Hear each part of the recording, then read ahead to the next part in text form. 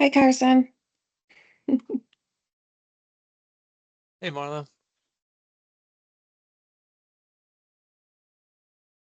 Interested in hearing what's happening up here in the Northeast, Yeah, well, you're in the right place. right? Hi to everybody else. Welcome as you're joining. We're just going to wait a few minutes for folks to sign in, and then we'll get started a few minutes after the half hour.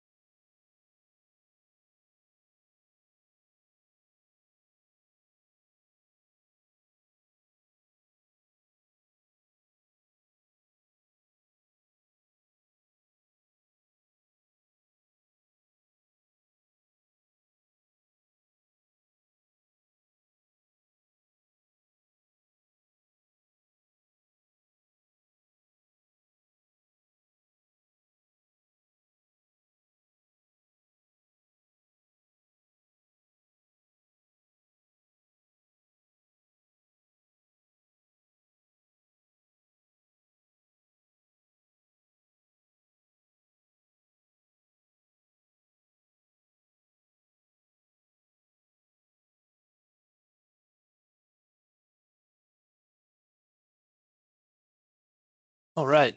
Welcome, everybody. Good morning. Thanks for joining. I think we'll go ahead and get started, and people can join as they're able. Today, we're going to do an update on the Northeast Minnesota labor market. So if that's what you're looking for, you're in the right place.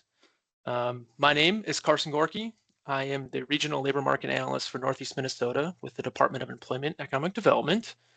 And let's go ahead and get this show started.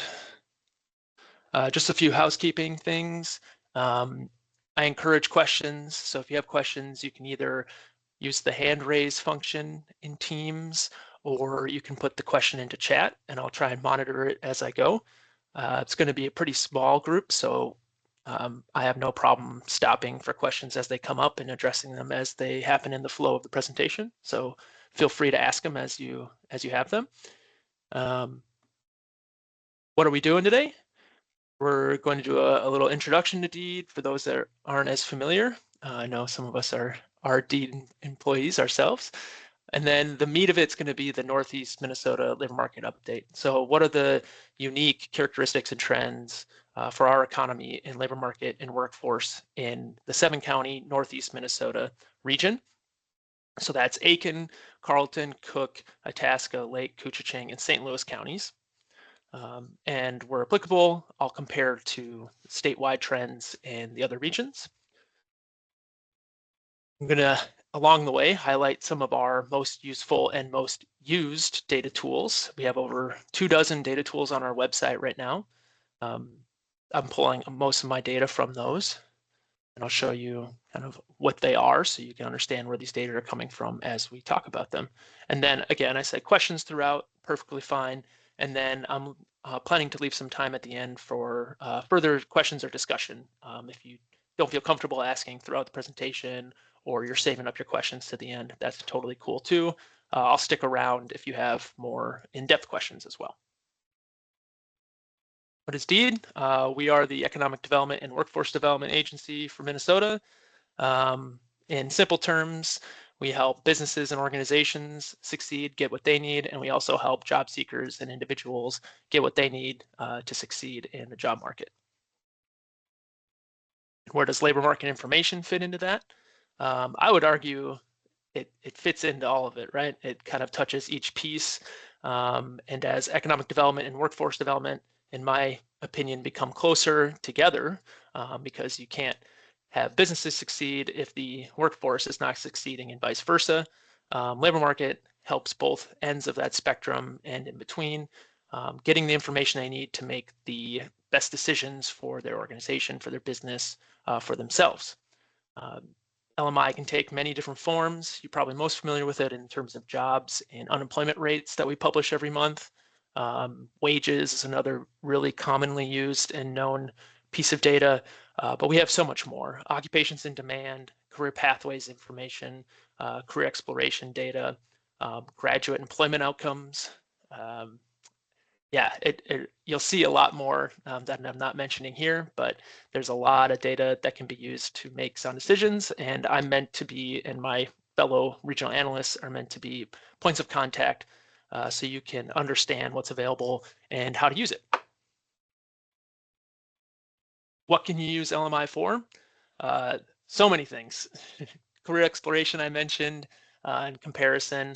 I go into high school classes quite often and talk to career exploration classes. Just basically that there's information out there to help you make these decisions. Same thing with college classes.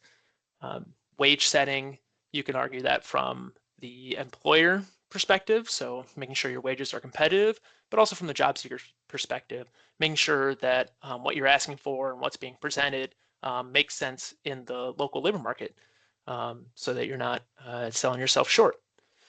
Identifying and getting to know your workforce, that's more from the employer side. So who is in your workforce, both employed right now, but who's out there that's maybe overlooked. Strategic planning, oftentimes I'll work with educational institutions, so like colleges and universities, trying to identify, occupations in demand, industries, so that they're producing graduates that are prepared to enter the labor market of today and tomorrow and meet the demands and have workforce alignment.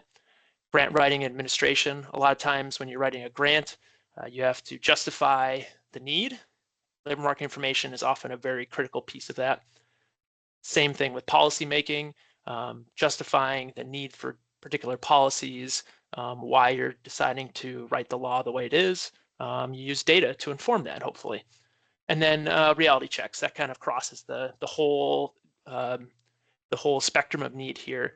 Just making sure that what you are perceiving actually lines up with the data, and we'd like to do that as much as possible. So I like to provide the data to compare it against a lot of times what people are experiencing on the ground, and it's good to have those comparisons. All right. I like to start broad with my labor market updates because the population from which the workforce is derived is often indicative of how the workforce is moving or about to move. So how the population goes, so goes the labor force and labor market. So Northeast Minnesota, in that 7-county area, we've got about 330,000 people, which is a fair amount of the population. We are the smallest region out of 6 in the state in terms of population. And our population has been growing slowly over the last 2.5 decades, but it has been growing. You can see that since 2000 or 2020, even the last 4 years, we've had about 1,500 people move to the region or be born in the region. The net population change is about 1,500. 0.4% growth over that 4-year period. You compare that to the state, it's about a third of that statewide growth over that time period. Our population change rank, you see there is 5th out of 6. Southwest Minnesota is the only one that's growing slower than Northeast Minnesota. And another important piece of this that we'll talk about in a little more detail is the age of our population. You can see that little bottom right table there. Our median age is 48.4. So that means half of our population is older than 48 years old compared to Minnesota, which is about 10 years younger in terms of median age. So we have an older population. And our population has been aging and will continue to age for a while. A lot of that, a big piece of that is the baby boomer generation.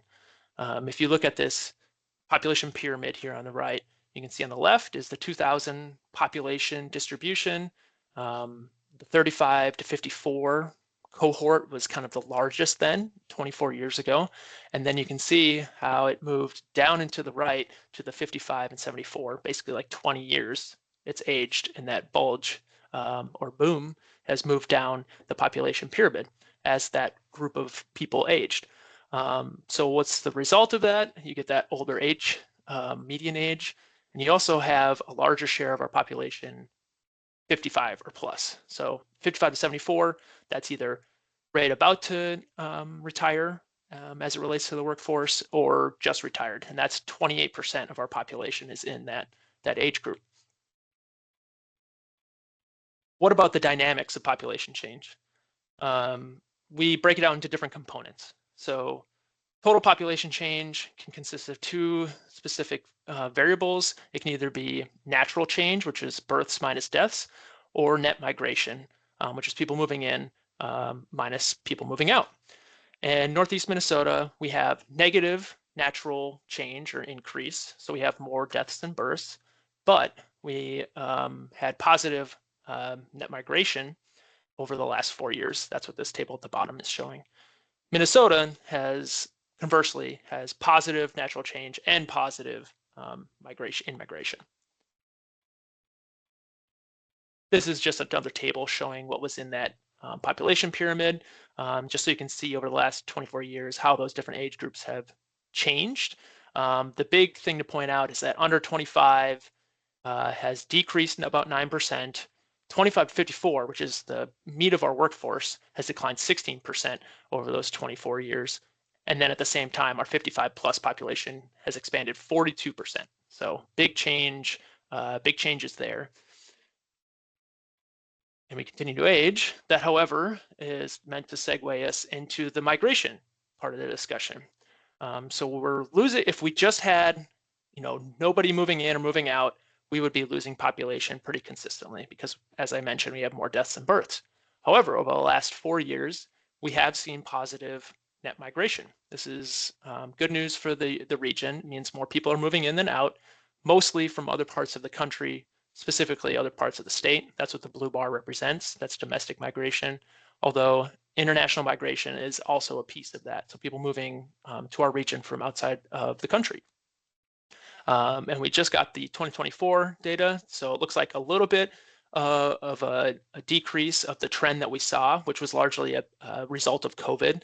People, seeing that they don't have to necessarily, for some jobs, live where they work and opting to relocate. Northeast Minnesota, Northwest Minnesota, Greater Minnesota was largely a benefactor of that trend, while the metro saw population decline.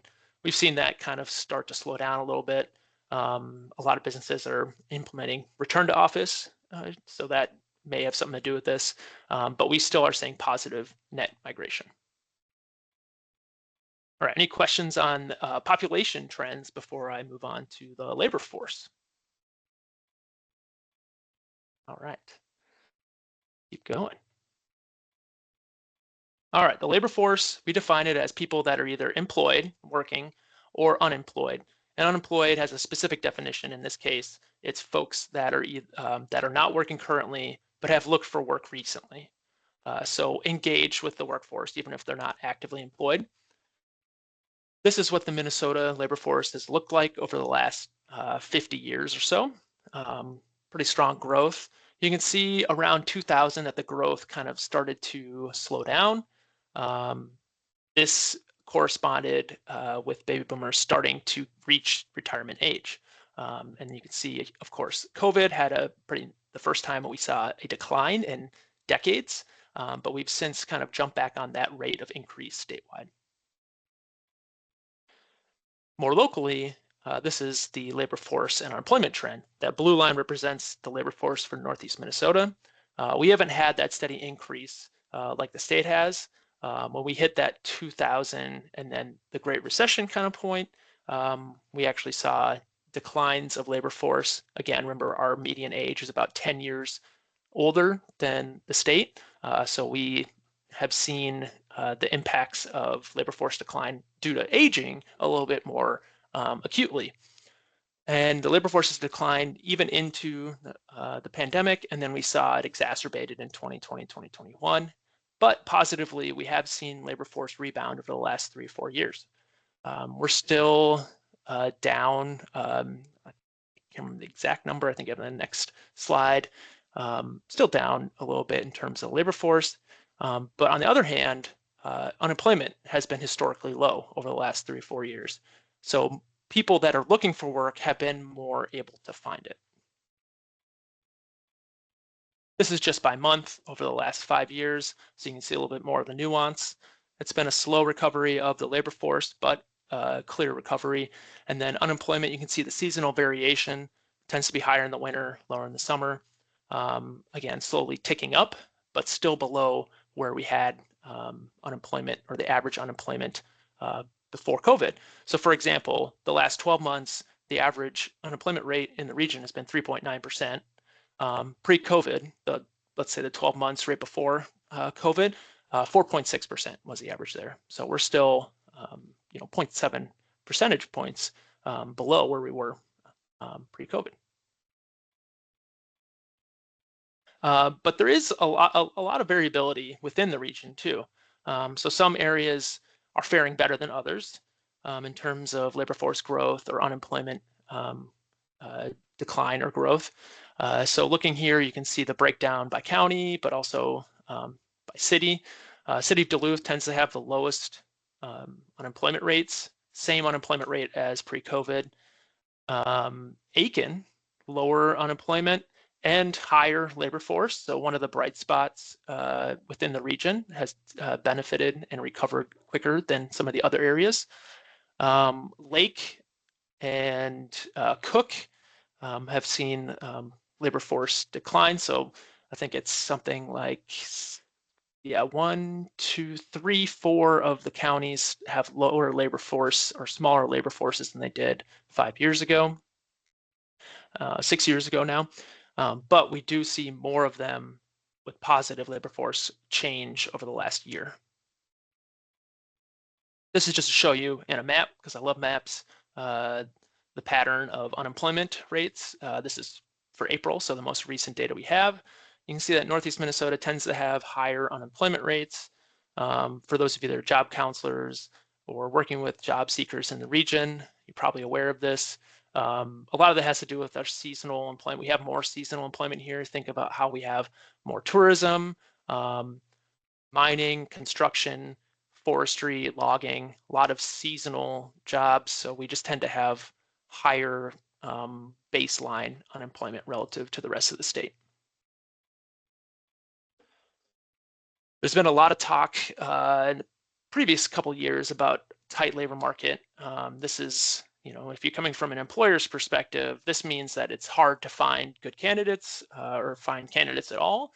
And a couple of years ago, this was at probably its peak, where we had very few people looking for work relative to the number of job openings that were available. So that's a ratio that we like to use to kind of crudely measure the tightness of the labor market locally or regionally. And that's what these black dots represent. So the higher the black dot, the higher the ratio of job seekers per job vacancy, the looser the labor market is in general terms, meaning that in 2009, Q2 2009, we had 11.1 people, unemployed persons per open job. So that was the Great Recession, right? That's, when I had the pleasure of graduating college and trying to find my first job, when I was competing with 11 other people, most of them more experienced than me, to find a job. So that was a much more employer-friendly situation than a job seeker-friendly situation. Fast forward 10 years, and that ratio is completely different. It was below 1, meaning that we had 1 person or fewer than 1 job seeker per open job. And that maintained, other than a blip in 2020 with, of course, COVID, very tight. And it even went below 0.5 for a couple of quarters post 2020. So you can see that the labor market was quite tight. We start to see that ratio rise a little bit as the number of unemployed people has risen a little bit in the last couple of years, while the number of job vacancies starts to decline a little bit.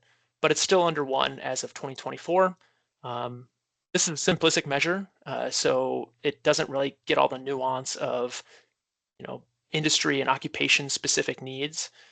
So if you factor that in, there's going to be some areas that have even higher or lower tightness than what this shows, but this is meant to be kind of the average for the area. A little bit more in job vacancies. We conduct a job vacancy survey where we reach out to thousands of employers in the state every year to ask them, how many jobs do you have available right now? What are they? How much are you offering for them in terms of wages? Do they have health insurance? Are they temporary, seasonal, full-time, part-time? And a bunch of other questions. But we get some good information out of this in addition to just the estimated number of job openings. In Northeast Minnesota, we saw job vacancies decline from 2023 into 2024 slightly. 8,600 is about what we were at on average through 2024. That was a smaller decline than throughout the state. So I think the state declined about 13%, whereas we declined somewhere around 6%. So we had a little bit, we hung on to that tightness a little bit longer is one way to look at that. Further emphasis of that, or example of that, is the vacancy rate. So 6.2% is the vacancy rate as of 2024. So that's the ratio of open positions divided into open positions plus filled positions. So 6.2% is the highest of the regions in the state. And this is the third out of 4 years where Northeast Minnesota's had the highest vacancy rate. That's another measure of demand. The more open jobs you have, the relatively higher demand you have for workers. Food prep and serving, sales, and healthcare occupations accounted for 55% of all of those job vacancies in 2024. So that's just 4 occupational groups making up the bulk of the demand, those healthcare ones. And that does tend to make sense a little bit because food prep and serving and sales specifically have higher turnover. So they just generally have higher numbers of vacancies at any point in time. The median wage offer was 18.66 dollars per hour. And that's notable because that is about 15.6% higher compared to 2019, which doesn't sound like a ton, knowing that inflation and price, but that's including the effects of inflation. So it's basically been 15.6% faster than inflation, the median wage offer has over that time period. If you take out inflation, 42% has been the growth for the median wage offer. The largest over the year vacancy growth, let's see, I guess I omitted that part. I'll come back to that. We'll move on to unemployment insurance claims. So we also offer unemployment insurance claims data, which is great because it's available by the week. So we can go down to, and this was super handy during COVID when things were moving really fast and we needed information on what industries and occupations were being hardest hit, and like where to apply a lot of the resources from the state and the federal government. So this is one of our fastest moving data sets. It's also useful in that sense as a leading indicator. So if you know something is coming down the pipeline in terms of layoffs, for example, I know Marla's on here. This is often one source that we'll turn to see if it's starting to show up in the data. Relevant to Northeast Minnesota, we recently had some big notifications of mining layoffs. Interesting enough, those won't show up in the UI claims data yet, because a lot of those folks are still on payroll for a couple months. But as soon as that ends, you'll start to see a lot of uptick in mining UI claims. So we don't have that yet, but I do expect to see that in a couple months later this fall. But overall, claims are up slightly over the year, but nothing terribly out of the ordinary. You can see here the blue represents continued claims. So those are ones that have been filed more than once. And then the orange is initial claims. That's just the first time they were filed. And initial claims are actually down compared to last year and compared to 2019. So that's somewhat positive news, especially with all the uncertainty that we're hearing about in the economy at large. Construction tends to make up the bulk of UI claims in the winter months, when a lot of the summer construction, of course, is wrapped up. And then in the summer months, you see a lot of ed services or educational services. When school's out of session, teachers and other staff will file for UI. Labor force participation is another very salient topic for our region. I say this because it tends to be a lot lower in Northeast Minnesota than it does compared to the rest of the state. Workforce Development Board 3, so that's Northeast Minnesota minus the city of Duluth. So basically the whole region without the city boundaries of Duluth has the lowest labor force participation. You see here 57%. That is about 10 full percentage points lower than the statewide rate. And then the city of Duluth, while higher, is still on the bottom 4 in terms of labor force participation.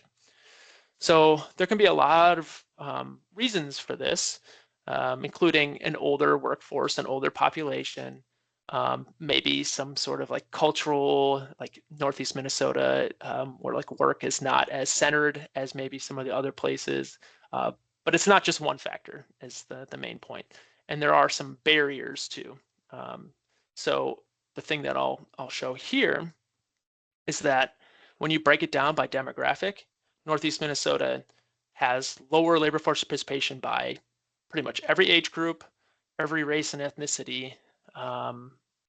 If you break it out even further, by veteran status, disability status, and then educational attainment. So it's not necessarily one of those specifically, because when you hold for those demographic characteristics, it's still lower. Don't expect you to absorb all of this. I'll make sure to send out the slides later, but if you compare across all of it, we have lower labor force participation basically across the board and higher unemployment rates basically across the board. One thing I'll point out here is that we have a higher share of our labor force. It's probably not surprising, 55 plus relative to the state. And we also have, if you look down at the educational attainment towards the bottom there, we have a much higher share of our labor force that is in kind of the middle of the educational attainment spectrum. So high school diploma or equivalent, or some college and associate degree relative to the rest of the state. And the disparities within our unemployment and labor force data are largest for the 25 to 44, so that's our prime workforce age group, 75 plus, Black or African American workers, Asian workers, and then those that have high school diploma or less, so the least educated workers. That's where they have the biggest disparities in terms of unemployment. And then labor force, you see some of the same groups, 65 plus, Black, 2 or more races, and those with less than a high school diploma. A few more workforce characteristics or fun facts. These are just ones that kind of stood out to me a little bit and kind of aren't talked about a ton. Commuting patterns are interesting to look at every once in a while. 84% still drove to work of our workforce in Northeast Minnesota, and 9 out of 10 of those 84% drove alone. A lot of that has to do with just having a bigger region. A lot of people have longer commutes, but I will say we actually have on average a shorter commute time than the rest of the state, 21.5 minutes. And that's about 2 minutes shorter than the statewide average commute time. So we may have some longer distances, but maybe mitigated a bit by less traffic. So you got that going on. But I will say there are those 9% roughly that drove at least 45 minutes one way. So pretty decent commute. You think about driving from one end of the ridge to the other, happens pretty easily. 9.8% work from home. That is much higher, as you might guess, compared to 2019 and before. But that did tick down slightly from a year or two ago. So I think we kind of hit our peak, or at least our recent peak of working from home. And that is also below the state average of about 16% of folks working from home. One thing that is definitely important to point out, we talk about cost of living. So it is true that the cost of living is less in Northeast Minnesota and Greater Minnesota in general relative to the metro. But when you compare that to the wages that are earned on average too, it doesn't look like as such a good a deal. I say this because the Northeast Minnesota cost of living is about 86% of that for a typical Minnesota family. So that sounds great. But when you compare the median family income of the region, which is about $91,000, that's only 82% of Minnesota's median family income. So you can see that there's a little bit of a gap there. Like cost of living is less, but the income is even relatively less, if that makes sense. And then I just threw up this chart here to show that there are some income disparities by household, race, or ethnicity. and those have persisted for many years. All right, take a second here, take a deep breath. Any burning questions that folks have so far on anything I've talked about or did not talk about that you wish I had talked about?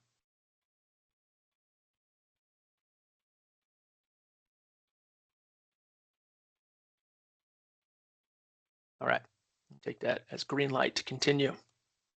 Don't be scared to ask any questions.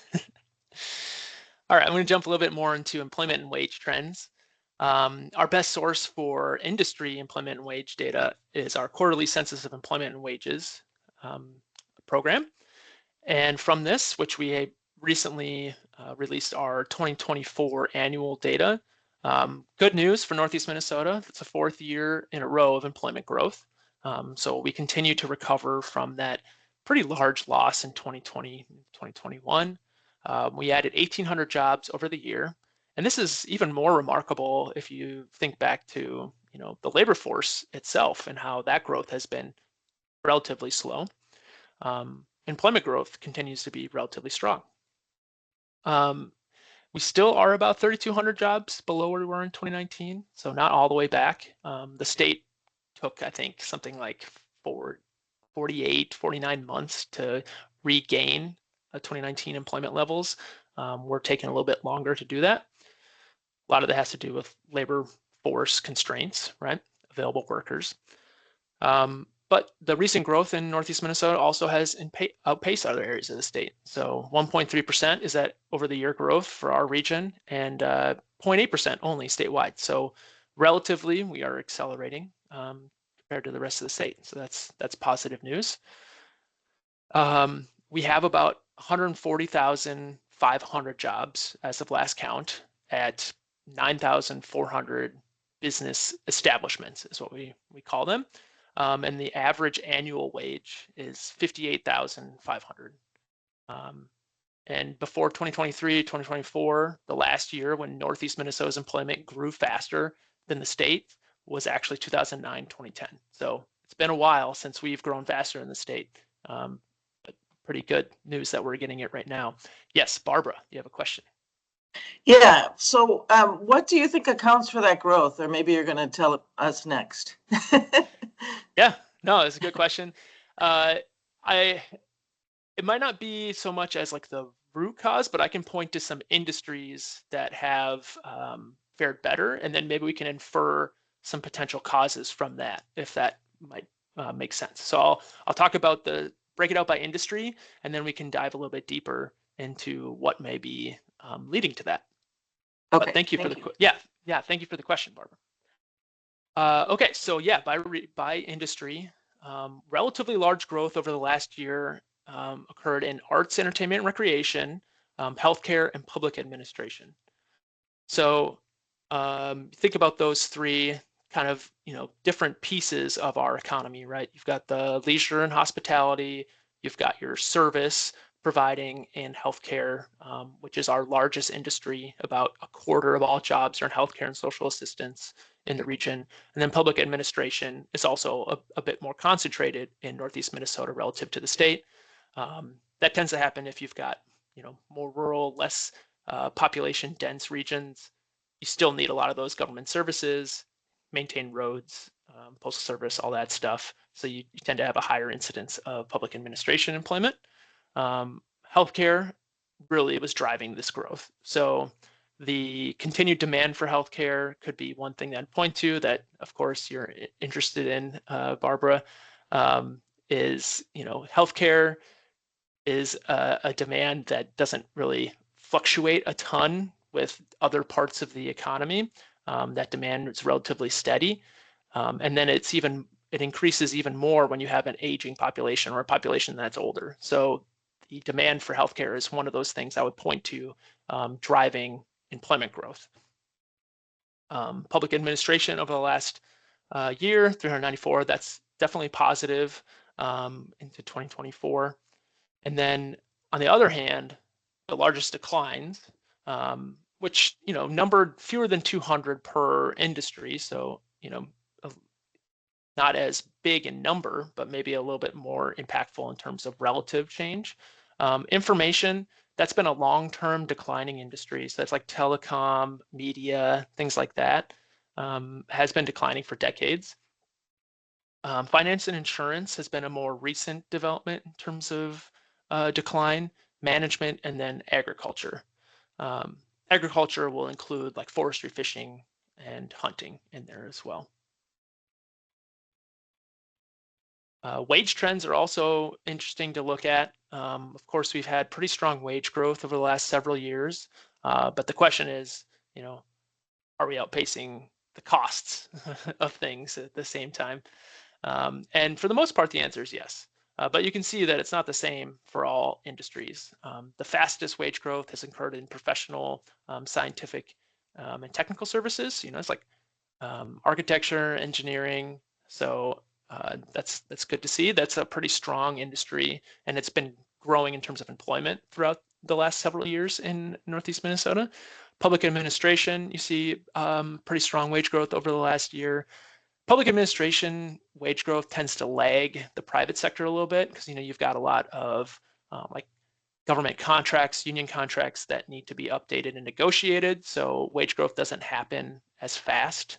So maybe we're seeing public administration kind of catch up there. Construction, manufacturing, educational services, all core industries for the region. So it's good to see above average wage growth there. At the other end, mining, agriculture, forestry, fishing, and hunting, and management. Mining and management are the two highest paying, along with utilities, highest paying industries. Part of that decline there just maybe who has left, like which employees. Maybe you had some really high earners retire. So these are average. So if like one, or two really high earning workers leaves a pretty small industry, you'll see the impact in overall wages. Or if there was a bonus, say the previous year that didn't come through this year, that would also impact wage growth. Over 5 years, the largest gains have occurred in both what I would say are the lowest paying industries, so accommodation, food services, but also in some of the highest paying, finance and insurance, professional, scientific, technical services. Smallest over the 5-year gains, but there has been gains in every industry over 5 years. Management, of course, up at the top already, utilities up at the top already, and then information just kind of in the middle, also probably an impact from that employment decline over the long term.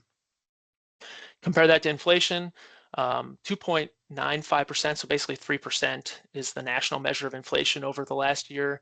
And you see that well, not most, but over half of our industries have been seeing wage growth outpace that over the last year. And then over 5 years, it's about the same share.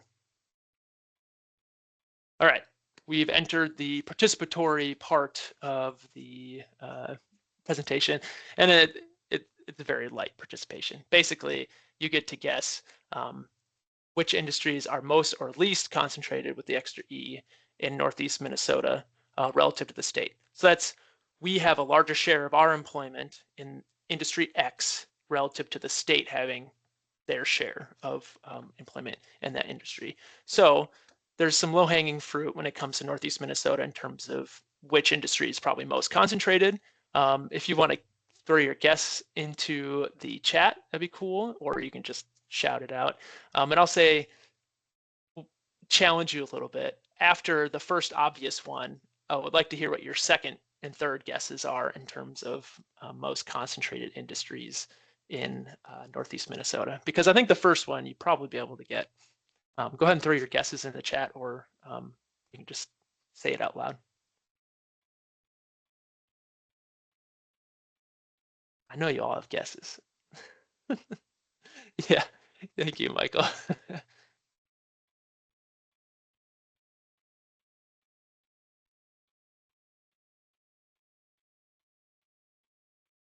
Yeah, so Michael is correct. So you've got mining as number one. I want to know what you think.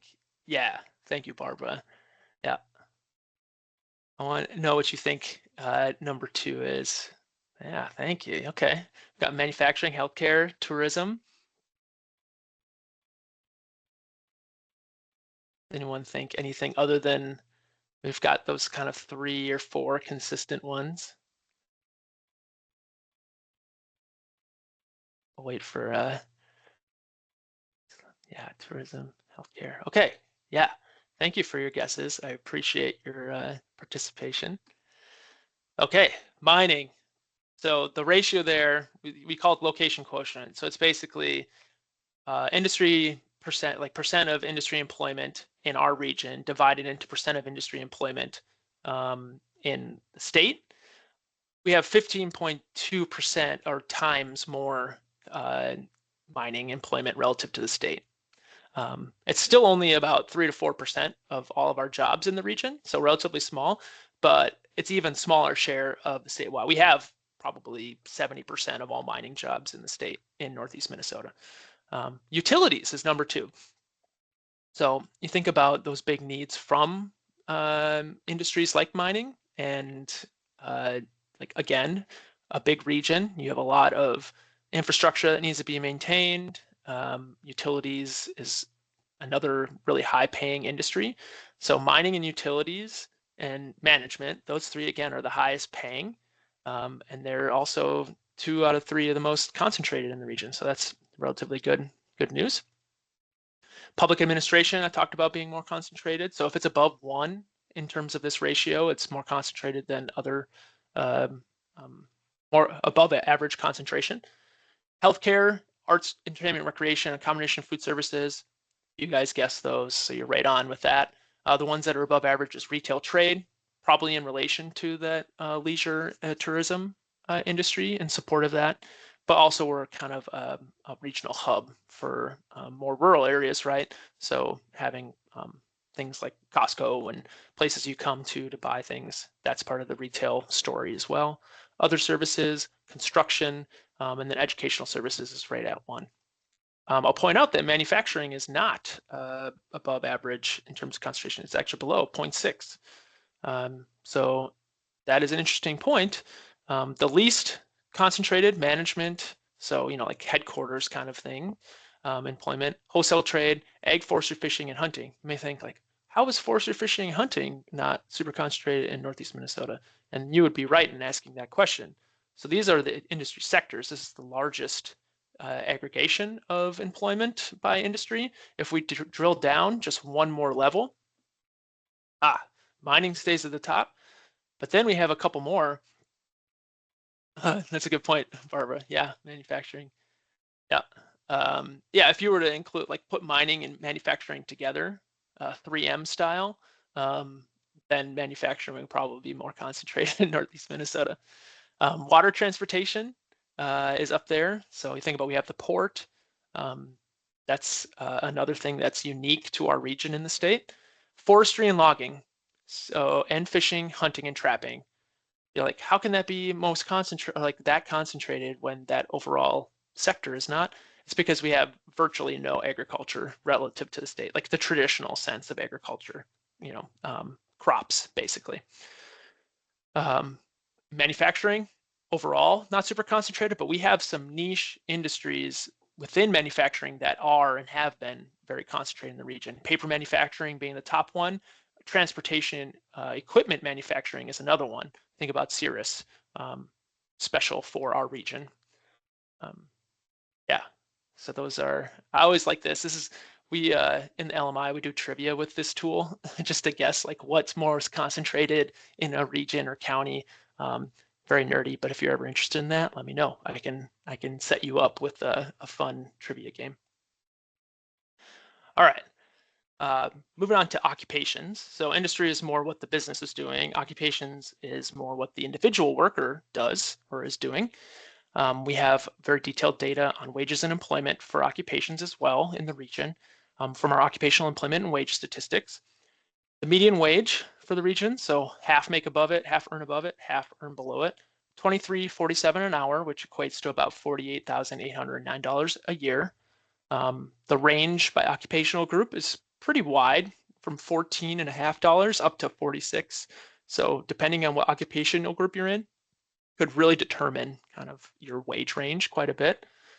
The largest occupational groups, sometimes they'll reflect industries as well. So office admin and support that kind of stretches across most industries. Like you have a lot of admin that are kind of baked into a lot of industries. Food prep and serving related, we have a lot of those types of jobs supporting our leisure and hospitality sector. And then sales and related, retail is a big piece of that as well. So that reflects the size of retail. Healthcare practitioners, but also healthcare support. Those are two separate occupational groups, and those make up, you put them together, it's a big chunk. And again, that reflects the size of the healthcare industry in the region. We look at concentration again, relative to the state. It's not those biggest ones necessarily. Community and social service is one that is most concentrated in our region. A lot of that has to do with, we have a really strong history of nonprofits providing those kind of services. So those occupations are more prevalent in our region. Farming, fishing, and forestry, that kind of goes without saying. We have a strong history of that as well, mostly in the forestry component. And then construction and extraction, that encapsulates a lot of the mining activity, a lot of those mining jobs, as well as the traditional construction jobs. At the other end, we have relatively fewer jobs in computer and mathematical, legal, business, and financial ops. I'll point out that those three occupational groups tend to pay quite a bit higher wages than average. Any questions on occupational data? You can go into very deep, this is available at occupational, like individual occupational level as well. I'm just showing you the summary level here by occupational group.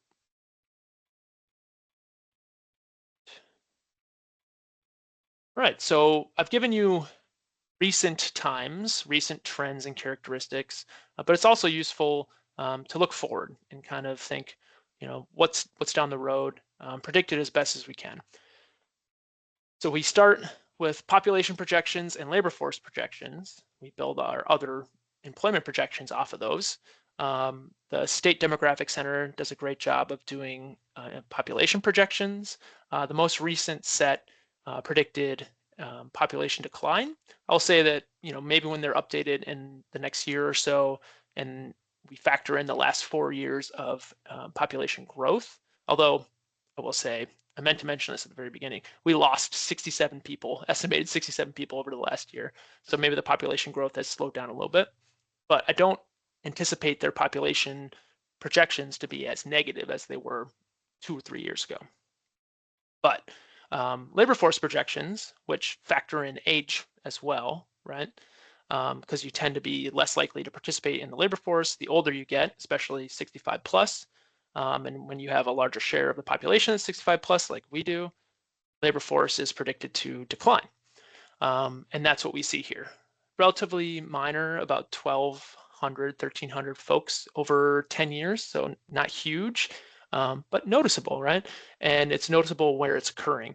So positive growth in the 25 to 54, which is our prime workforce years. So that's good to see, but pretty big declines in those early workforce years, which is going to be the prime workforce of the decades beyond that, right? So that's important to keep an eye on.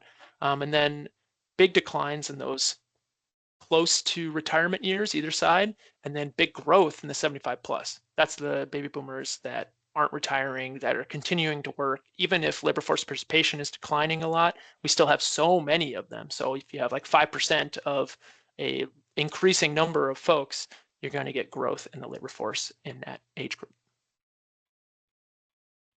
So applying that to employment projections, Northeast Minnesota is expected to grow a little bit slower in terms of jobs over the next 10 years, so 2022 to 2032, than other regions. A lot of that has to do with that underlying population growth and labor force growth.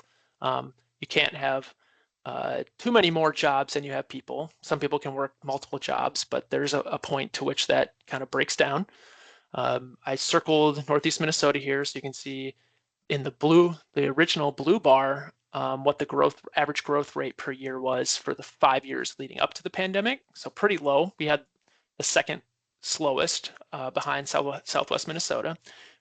Then in turn, we had the largest relative decline of employment over the initial pandemic period, 2019 and 2022. And then perhaps unsurprisingly, we have the second slowest predicted employment growth rate over the next 10 years out of that relative to the rest of the state. That said, we're still expected to add about 5,000 jobs, even with all these headwinds, over the next 10 years, over the next decade. That's 3.3% growth over that 10 years.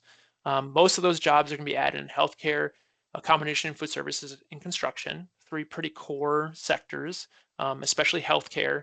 I mentioned that growth, that demand is going to be there. It's going to continue to be there, we predict. And about 2 out of 5 jobs, 4 out of 10 jobs are going to be added in healthcare and social assistance. So that's where the bulk of the growth is going to be. That industry is going to continue to be the largest employer in the region we foresee into the future. Some declines we predict in the relatively small agriculture, forestry, fishing, and hunting. Retail is expected to decline. A lot of that has to do with automation. I love to use the example of the automated checkout. You have fewer, less demand for certain types of workers, and that kind of reflects in retail trade as well as the trend of e-commerce. Here. When you look at it by occupation, you can get a little more detail from my job counselors out there. You may have an occupational group like office and administrative support, which are expecting to actually lose net jobs over a certain period of time over the decade. However, if you look within the turnover, there's folks that are retiring, leaving for other occupations. There's going to be a lot of demand created from that as well. So that's what the blue and green represents here. The blue represents people retiring or leaving the labor force for whatever reason, and the jobs that are open because of that over 10 years. And then the orange bar represents the occupational transfer. So say I'm an accountant and I want to go be a truck driver. I leave my accountant job. That job needs to be filled still. That's an opening. So you get a lot of demand for workers, even if the total number of jobs is declining. And you can see that especially in office and administrative support, where a lot of automation is coming through in that occupational group, but there's still so many jobs that need to be done there. They just might look a little bit different. And then specific occupations, this is what we see here in terms of overall occupation number of openings. Replacement needs is that green bar, so kind of the same concept as the occupational group one I showed just before. Cashiers. We expect the overall number of cashiers to go down. I used that example before. However, there's so many of them right now that there's still going to be a lot of demand for them moving into the future. It's just that demand will slowly decrease as the nature of that job changes and technology changes.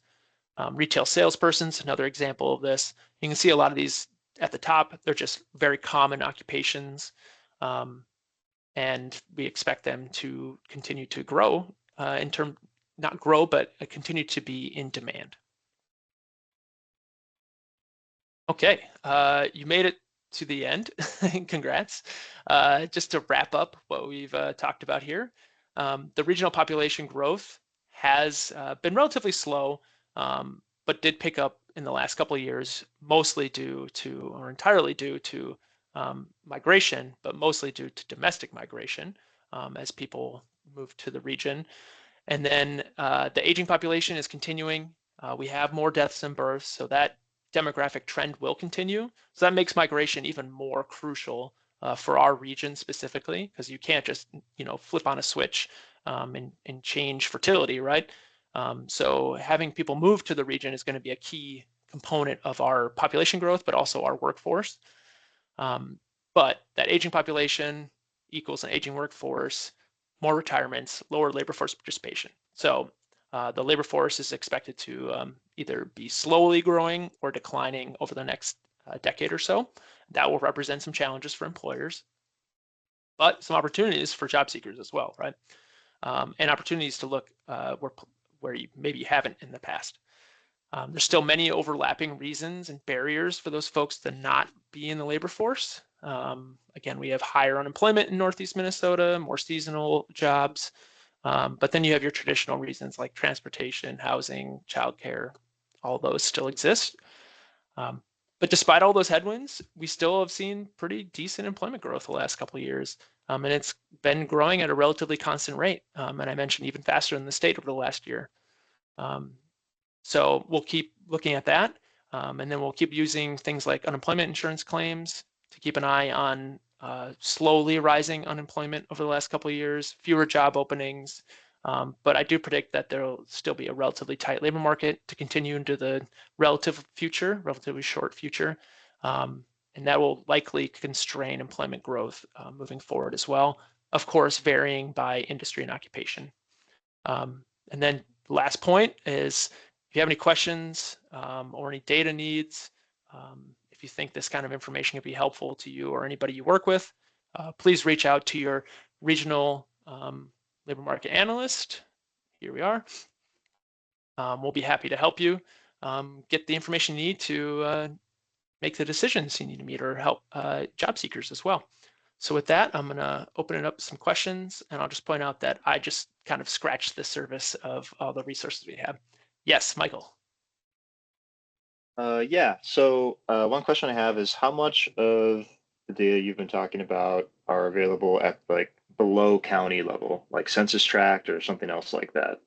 Is there some or really not anything, or yeah, what's kind of the spread there?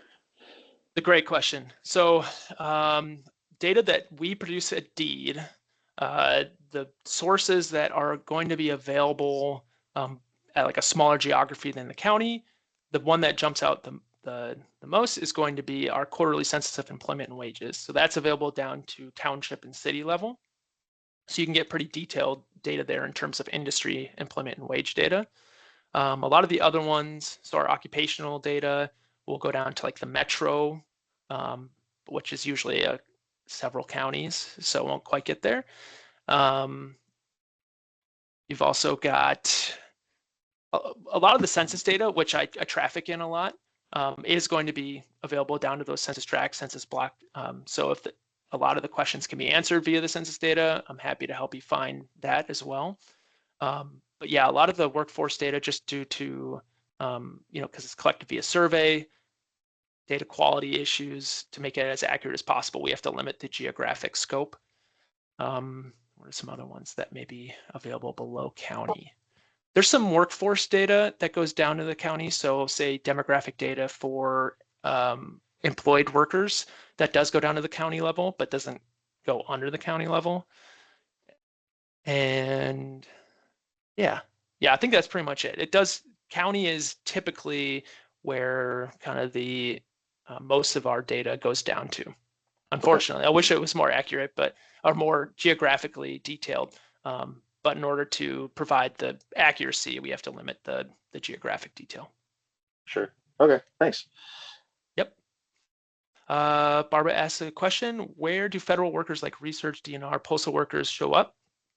Anything showing the federal worker cuts in our region? Yeah, I meant to mention this in the UI claims because it's kind of implied, that there's federal worker cuts happening as well. That'll show up in public administration for the most part.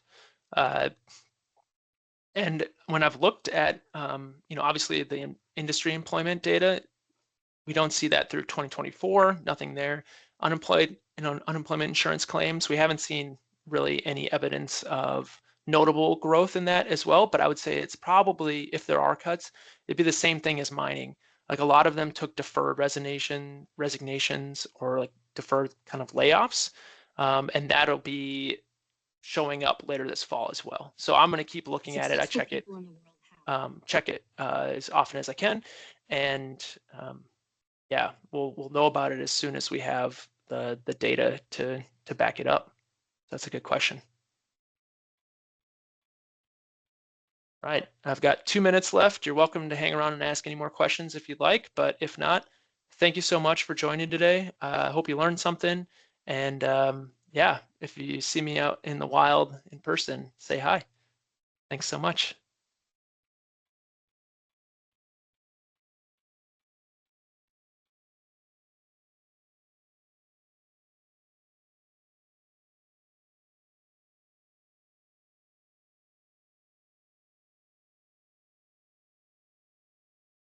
Thanks, Mary.